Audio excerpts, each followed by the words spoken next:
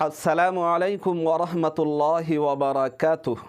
मोहतरम नाज़रीन, आज की इस वीडियो में एक बहुत ही अहम मसला लेकर हाज़िर हो रहा हूँ। पहले आप मसला समाअत कर लें। मसला ये है कि हक़ महर अदा किए बग़ैर अगर बीवी से सोहबत कर लिया जाए तो क्या ये सही है? महर की रकम अदा करने से पहले क्या मर्द अपनी औरत से सोहबत कर सकता है? क्या खाविंद अपनी बीवी से हक़ ज़ौजियत अदा कर सकता है? क्या मर्द अपनी औरत से मुजामात कर सकता है? क्या ये सही है?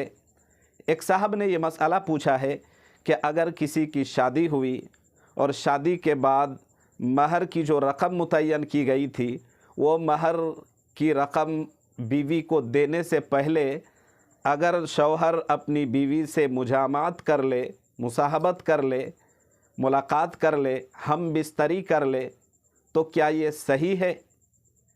क्या ये गुनाह है? क्या ये ज़िना होगा?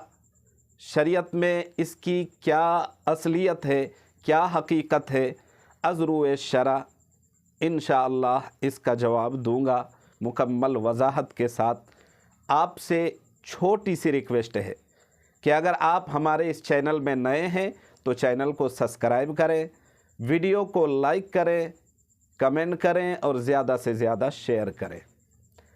शेयर करेंगे तो इसका बड़ा फ़ायदा ये होगा कि आप तो जानेंगे ही जानेंगे और दूसरे और लोगों को भी इंशाअल्लाह सही मसले से आगाही हासिल होगी, सही मसले से लोग वाकिफ़ हो सकेंगे, इसलिए ज़रूर शेयर करें।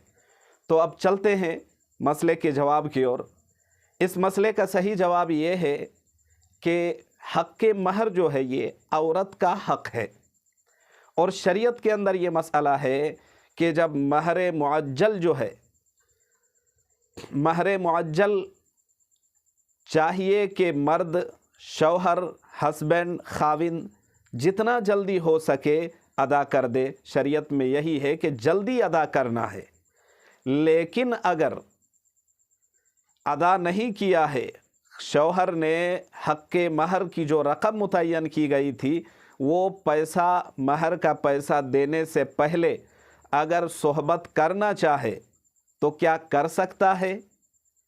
तो इस सिलसिले में जान लें कि अगर महर की रकम देने से पहले शौहर हम बिस्तरी करना चाहे, अपनी बीवी से मुलाकात करना चाहे, हक़ ज़ौजियत अदा करना चाहे और औरत अगर रोकना चाहे कि नहीं, जब तक आप मुझे महर की रकम नहीं अदा कर देते तब तक आप मुझे टच नहीं कर सकते हैं, तो उसको रोकने का ये हक़ हासिल है।